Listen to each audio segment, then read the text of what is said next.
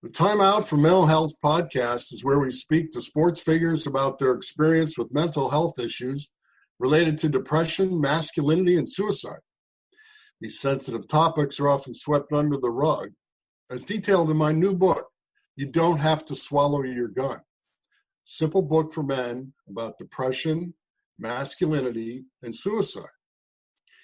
Men in particular need support to ask for help when they feel off and don't know what is really going on with them. If they don't seek help, their behavior can turn dangerous, including alcoholism, drug and pill addiction, anger, fighting, violence, and in some cases, death by suicide. On the podcast, we want to uncover these issues so men can live a happy and healthy life, even if they do suffer from mental health issues. Our guest today is my good friend, Tony Moskal, one of the most foremost people in the educational leadership field when it comes to today's youth. We're honored that Tony is sharing some of his time with us. Tony, how are you doing today? I'm doing great, man. It's Friday. It's the weekend. Everything is good. That's for sure. Tony, you do your own podcast about high school sports. Could you tell us a little about that? Well, I was bouncing around LinkedIn one day and I saw this thing, high school sports podcast through this Believe podcast network. And I said, I know a lot of people in sports. Let me send them an email. Let me reach out. So I did. They were intrigued and they took them a little while to get back to me. And I've been doing it for almost a year. I sometimes I take a week or two off because I get tired. I get, I'm busy, but it's been a lot of fun. I enjoy talking to people. I enjoy talking to players and coaches and throughout different sports and different arenas. And it for me, it's just a lot of fun. Sure. What's the name of it again? It's called Believe in High School Sports, BLEAV. Uh-huh. If you go to the podcast app on your phone, and you just type in high school sports, Tony Moskal, it jumps right up at you. Cool. That sounds great. So let me frame our discussion about high school sports, and then we can drill down into specifics. Now, Tony, you've spent 16 years in the juvenile justice system in LA County, working in the Office of Education. And for the past 14 years, you've been a high school teacher, focusing on health, PE, career development, as well as sports broadcast journalism. And you're a sports analyst for high school sports. I mean, you do it all. Not to mention, you're a golf coach. Yeah. For youth too. So, Tony, and you've recently earned a master's degree in educational leadership. Did you ever think you'd be such an influencer of young people? No, I got into teaching kind of by mistake. I was coaching football back in the 80s, and I wanted to be the next Joe Paterno. I wanted to coach football for the rest of my life. And then the time came where I needed to get a full-time job, and I was substitute teaching, and a job came up, and I drove out to El Monte, California. I met the principal of a place called McLaren Children's Center, which was a place for kids that had been removed from their home by the courts for a variety of reasons. And then I said, hey, I'm in the middle of coaching football right now, and I can't really commit. He said, well, call me when your season's over. So I called the guy when the season was over. He says, well, when do you want to start?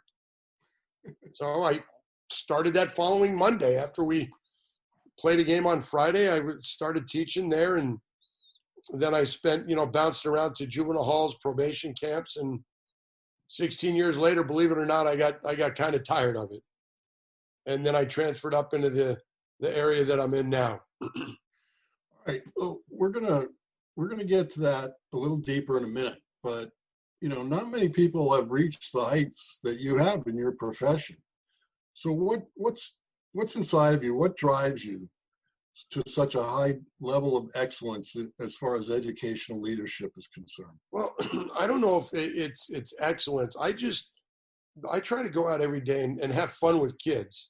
I tell people I love being a teacher but I don't like it because I don't like all the BS that goes along. I love my time with my students. I love my time out on the golf course with my team, other teams, other coaches. But the ancillary stuff, the meetings where just put it in an email because it's so easy to do that. And people need to talk and hear themselves speak. And man, I've been doing this for a long time. I've been to probably 2,000 meetings. I don't need to go to any more to, learn how to take attendance in a classroom or how to set up where your kids sit or the latest educational fad that somebody in Sacramento just came up with. I want to be around the kids. All right. So what do you think your central message is that you try to get across to youth today? Find a passion, find something you love to do. And if you do, it's not work, it's fun. And I think that the education system kind of hinders kids doing that because you're going to take this class, you're going to take this, you're going to take this. And in my career development class, I find that kids have so many other interests that we really don't focus on, where we're saying you're going to read the classics in your English class. Well, none of us liked them. Nobody really enjoyed reading all that stuff. Why can't we just let kids read what they want to read? Because at least they're reading.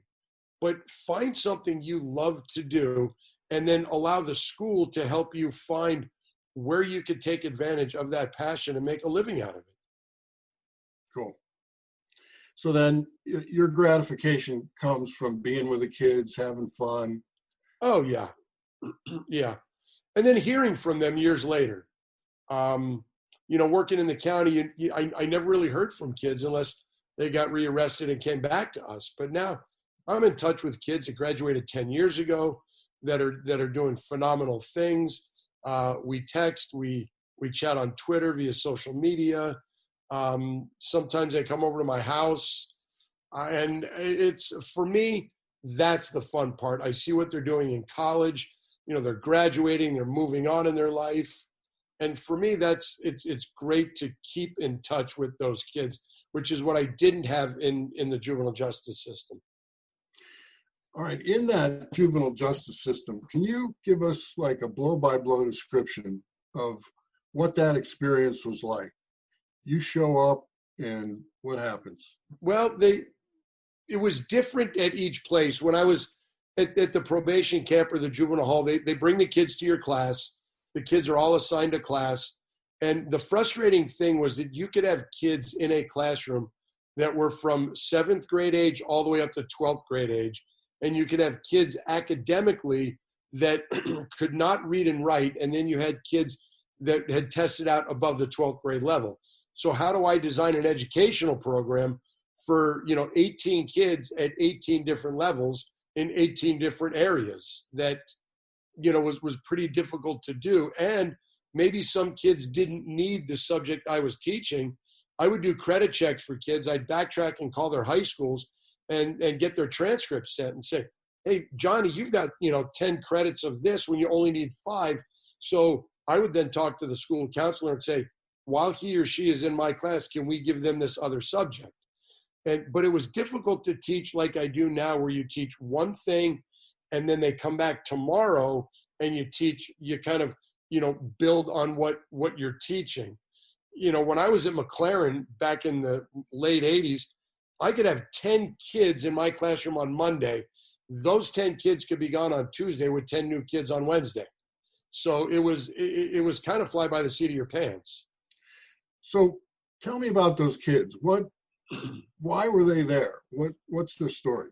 Well, the kids at McLaren were there because something happened in their home, whether it was abuse, abandonment, neglect, something that they went to child and family court, and the judge decided you are no longer allowed to live in that home. So they took custody of the kid, put him in through the Department of Child and Family Services.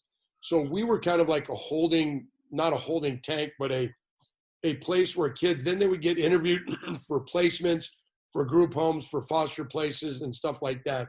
So it was kind of like a temporary place until they can hopefully find something permanent for those kids. The probation camp, juvenile hall, a little bit different. Kid commits a crime, they go to the juvenile hall. They're there for an amount of time. The judge sentences them, and then some kids would go to camp, and they would go to camp for sometimes up to a year. So a kid would be there for a year, and that's where, back when it was set up, in my opinion, a really good way. You could really get some work done with a kid because they're away from their negative element, and they're somewhere for a long period of time where you can really get in and do work with them. Did you ever have kids that were really challenging and difficult? All the time, because they didn't want to learn. Especially the boys, the younger boys that were so entrenched in the gang culture, where they saw people selling drugs, making a lot of money. And they said, well, why do I make more in a week than you do in 2 months? And I really couldn't argue with them. But what I would do is I would turn it around and say, okay, what have you done with that money? Did you invest it? Did you put it in a bank account? Did you put it towards something? And a lot of kids would say, well, I have to help my mom with groceries. I have to help with this. I have to help with that. And a lot of kids just spent it. Did during that time, I mean, this sounds really challenging. So did you personally ever get down on yourself? Like, this is just too high a mountain to climb? I did, because there was really no light at the end of the tunnel, because you work with a kid, the kid, seems to be making some strides, making some progress. Then, they get sent home, and then a month later they're back. And the problem I always had was, we're teaching these kids education when they didn't get locked up because they're bad at math. They got locked up because they're bad at making decisions and they don't know how to get along with people. And Johnny never got locked up because he couldn't do the Pythagorean theorem. Johnny got locked up because, he was beating the crap out of somebody, or he's involved in gang activity, not because he can't do A squared B squared equals C squared. So they were going through some challenging emotions. Oh, God, yeah. Yeah, it was. And being a young teacher, I really didn't understand it, that there was probably a lot of, the anxiety, I don't know if I would call it depression, but the fact that these kids didn't know, a lot of them, come from fatherless homes. There's a lot of stress in their life. There's a lot of things that, they really didn't have a lot of control over.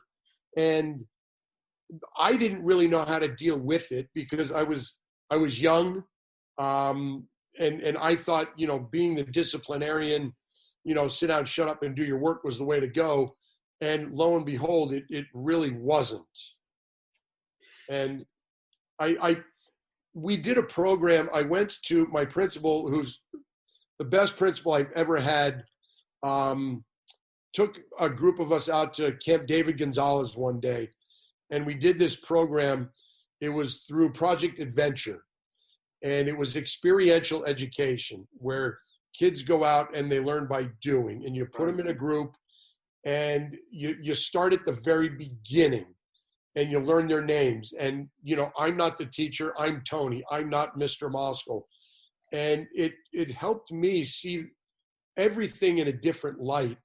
And from that point on, Tim, I tell you, I had so many fewer problems with kids, with discipline, with asking them to do things.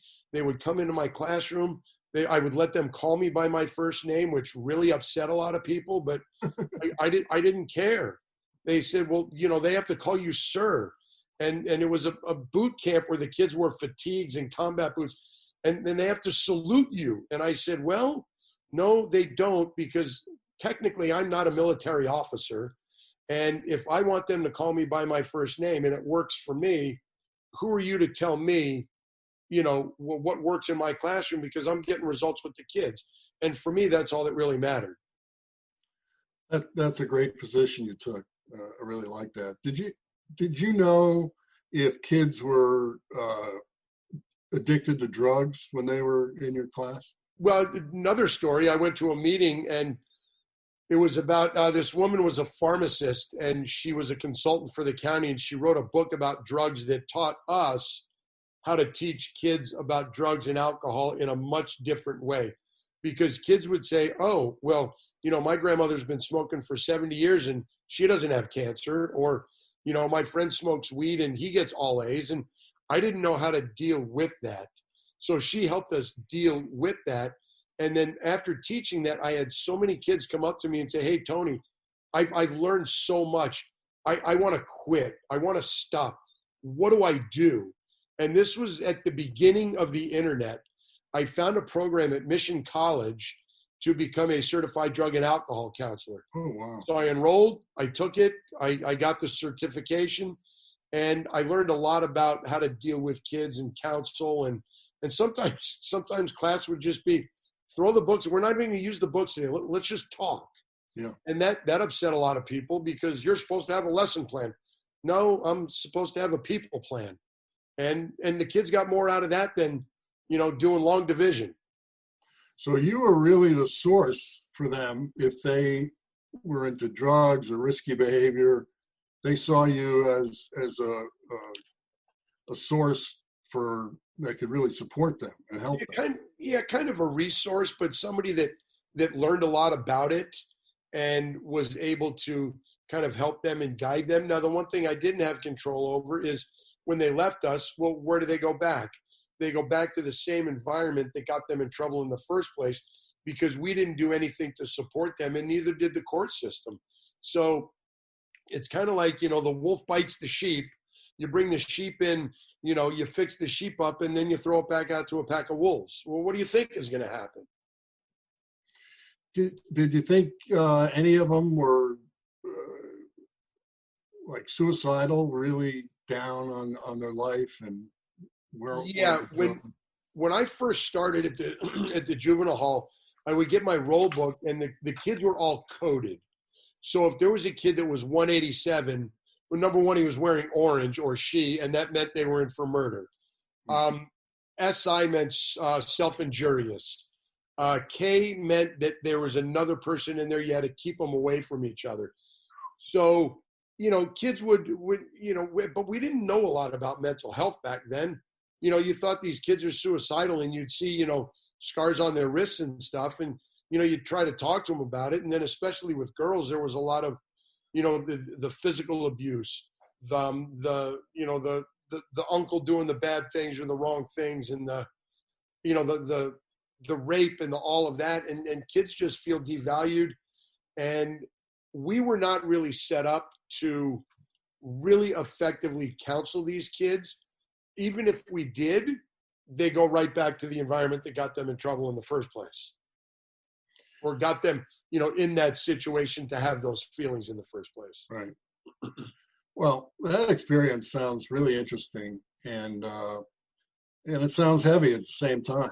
I enjoyed it, Tim. I really did, because once, a kid finds out or learns that you actually have some care for them, then it's kind of like, open the floodgates. They want to talk to you about everything.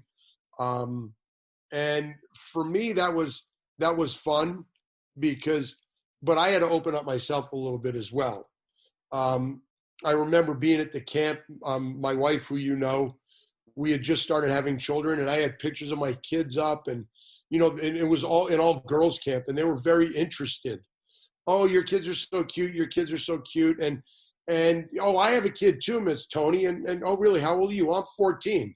Oh, okay. Well, I'm 30 something or for whatever. And wow, our kids are the same age. And, but there was that common thread that it was an opener for discussion.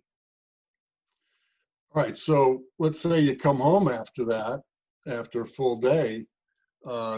Sometimes you bring home some of those tough situations, and it weighs on your emotions? And I learned in that counseling program, the Serenity Prayer. Yeah. I can't control it. So I come home, it's work, it's home. And, when we first started having kids, I mean, I would not have a break, because I would come home and Donna, she'd go to work. She'd pass me the kids. She'd go to a Kings game, a Laker game, a Dodger game, or whatever. And now I've got the kids. So it's feeding, it's homework, it's baths, it's this, it's that. So I really didn't, and I made it a point at the beginning of my career to not take it home with me, whether it was a good day or a bad day. You've done an incredible job, my man. Well, I got great backup. Yeah. So let's talk about your nuclear family when you were growing up as a kid. Where did you grow up? Grew up in Sepulveda, which is now called North Hills, which is down in the valley. It's nice area. Yeah. Mom and dad. Mom still lives in the house that they bought in 1967. Wow. But it was, went to public school, and then my parents sent me to Crespi for high school. My brother and I went to Crespi. My sisters went to Catholic school as well. Normal childhood. Dad worked. Mom stayed home. Played sports. Did all that stuff. Let me ask you about your father. How would you characterize him as a father? Was he tough? Was he easy? He was distant. He traveled a lot. Mm-hmm. So my brother and I would do something stupid. We'd get grounded. He'd go away on a business trip. My mother would say, "Okay, you're fine. Go play." But he was very Eastern European, Slovakian, and no emotion. Men don't hug. Men don't kiss each other on the cheek. Men don't say, "I love you." My mother, Italian. They kiss everybody because I think it's genetic. So for me, it was kind of weird growing up seeing that. And I had a lot of arguments with my father. I told him that I hated him and that I never wanted to be like him. And that all changed, ironically, when I met my wife, whose father passed away before I met him or met her. And she said, "Why are you like that?" And I said, I don't know. So we reconciled, which was a good thing. And even with my own sons and daughters, I don't care. I'm going to tell you I love you. I'm going to give you a hug. And the boys are like that. They're fine with it. "Hey, I love you. I love you too, Dad." Great. And that's the way that I learned from my dad what not to do, because he was born in 1930, the end of the Depression. Men worked, women stayed home, men called the shots. It was the Leave It to Beaver thing. Mom stayed home, did all of these things. And it all changed for us when I think in 1979, my dad had a heart attack. Then in about 84, he had a stroke. He lost his job. So my mom went back to work. She went and she became a teacher. And it was, from her doing that, we were able to pay the bills because Dad stayed at home. And the stroke really depressed him. And we tried everything. "Come on, Dad, let's go play golf. Come on, Dad, let's go do this. Let's go do that." He never wanted to. So he really wouldn't share what's really going on, any feelings, any emotions. No. And from that, you learn what not to do. And so then how would you characterize yourself when it comes to masculinity as a parent with your boys? Do you talk to them about what's going on with them or you? Do you let them know that it's okay for them to express their feelings or emotions? Or, if you think there's something going on negatively, do you feel open enough? Do they feel open enough to talk about it to you? Yeah, they do. And I think that's, because of the partnership that Donna and I have that, and granted there's stuff that boys need to talk to Dad about and stuff that girls need to talk to Mom about because girls are uncomfortable talking to fathers about certain things. And I get that, but I have no problem with the boys, doing that. But if you want to talk, come to me. I'm not going to go to you and try and pry it out of you and beg you to sit and talk to me and spill your emotions. If something's bothering you, you know where to go. And we've got, you know, whether it's me or Donna, it doesn't matter. They know that they can come to either one of us, and they're both great kids. They're loving, they're caring, they're compassionate. I couldn't be happier with, you know, all four of the kids that we've raised, because they're all like that. That's great. That's great.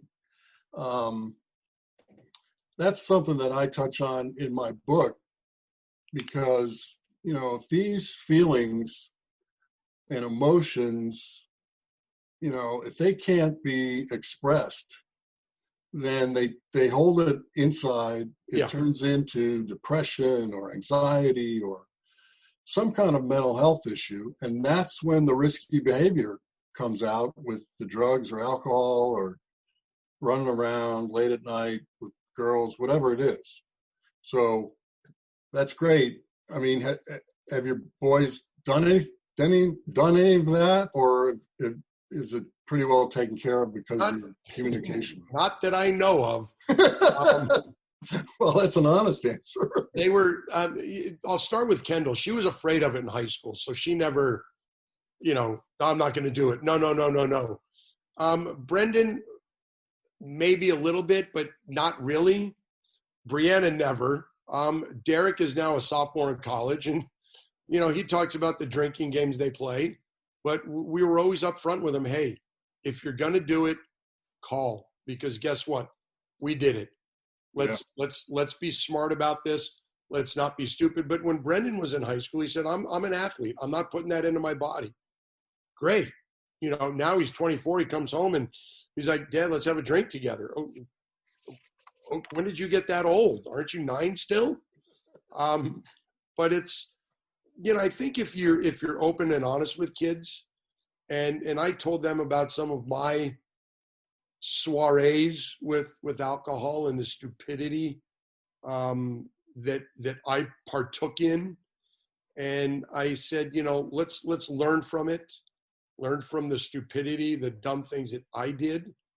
And I'm not going to get mad at you if you have a drink. I'm going to get mad at you if something bad happens from you being really stupid.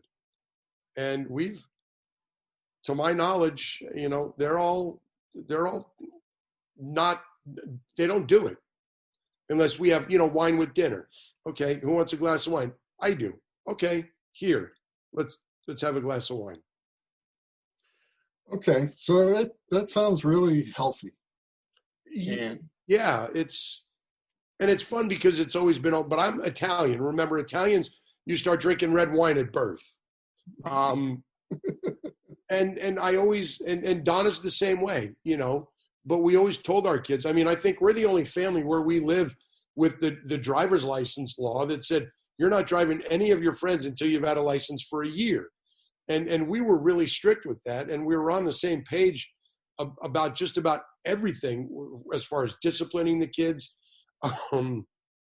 Whatever it was, we were always on the same page. Would if you had a chance to do anything over, would you change anything as a parent? Oh, yeah. Some of the times I yelled or screamed at him.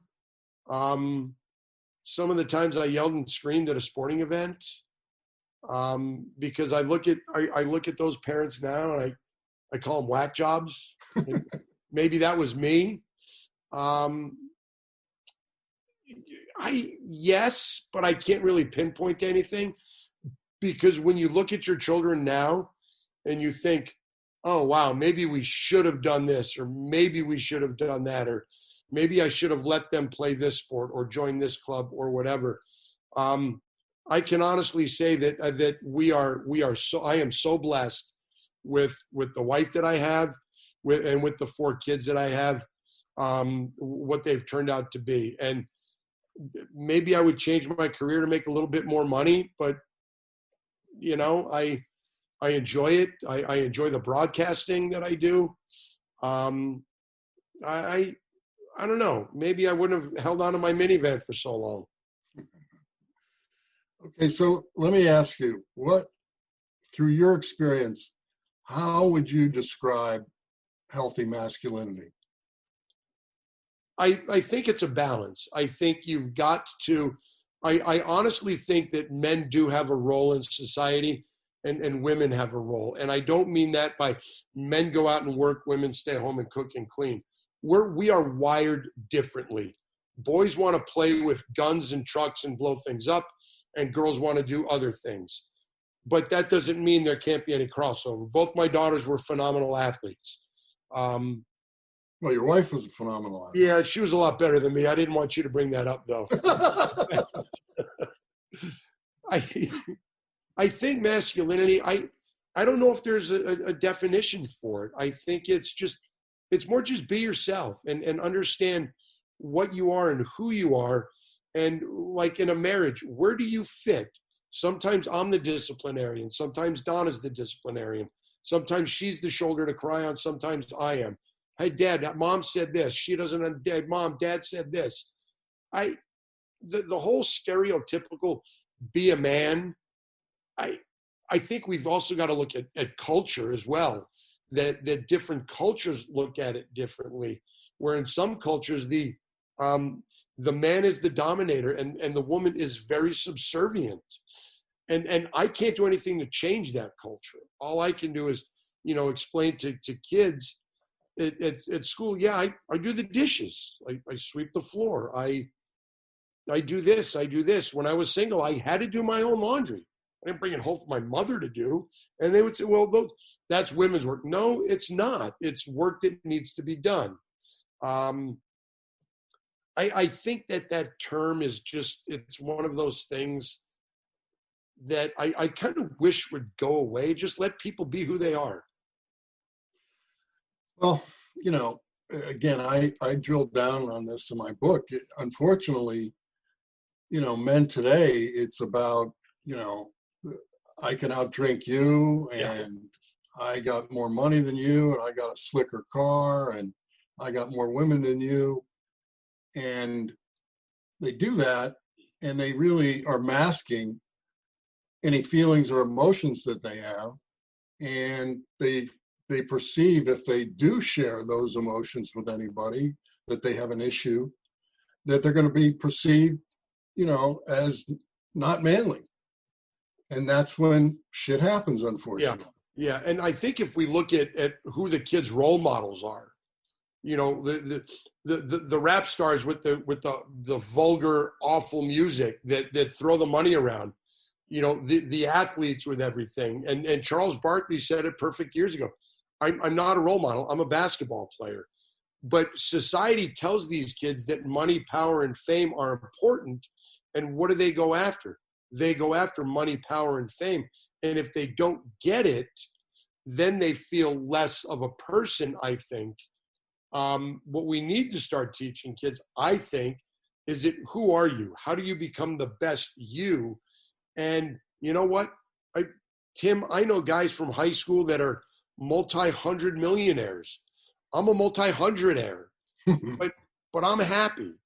We've got a nice life. We've provided for our kids. 3 of them, we're celebrating Brianna's graduation from college next weekend, and she's starting a master's program. Kendall's got a master's. She's been teaching elementary school. Brendan's going for his master's and wants to do some social media and some sports information work. And Derek's at the Cronkite School at Arizona State, and we don't make millions of dollars, Right. So that, to me, that would it be nice to have a lot more money? Well, yeah, but I do with what I have. Yeah. So listen, you've had an amazing life. How do you top all this? Grandkids.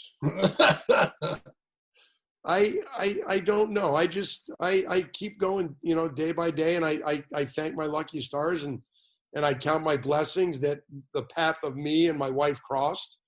And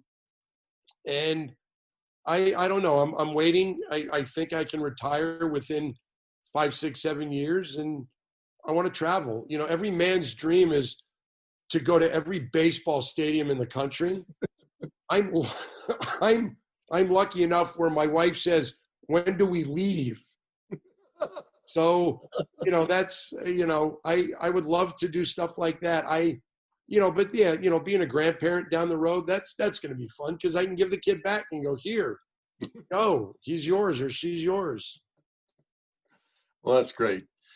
I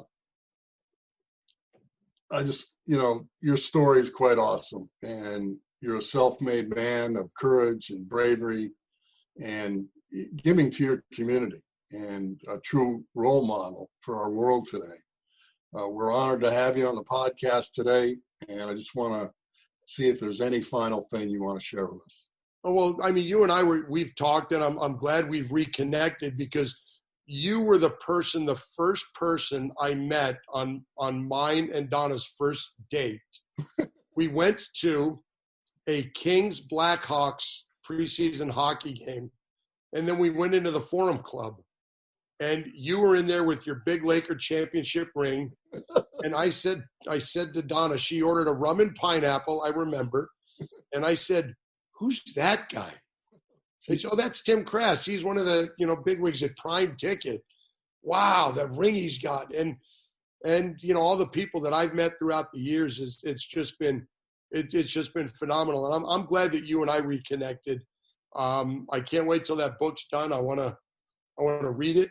I want to have you come and talk to my health classes when school hopefully resumes soon in the fall. Yeah. I think it would be a great resource to have somebody come in and wear that ring to ooh and ah the kids. Okay. Well, Tony, I look forward to continuing our dialogue moving forward so I can learn from you, so I can help others just like you have. So thanks again. It's my pleasure, Tim.